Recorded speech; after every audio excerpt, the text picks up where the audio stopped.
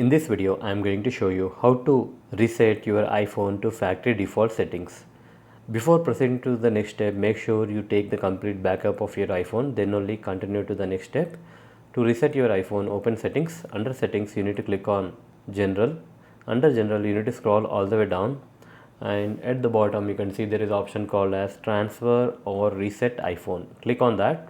You will get two options, reset or erase all content and settings. I am going to choose this option.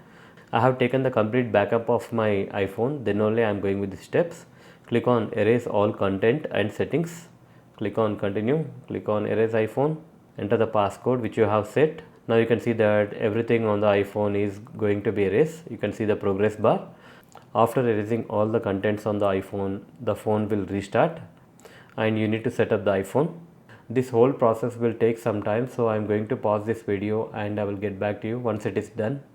The phone has been restarted and you can see the welcome screen. I will go through the setup process quickly. Now over here you can see that it is asking you to choose the theme, whether you want light theme or dark theme. I will go with dark display. Click on continue, setup later. Now you can see the message, welcome to iPhone. Swipe up to get started. Here you can see that the phone has been booted up.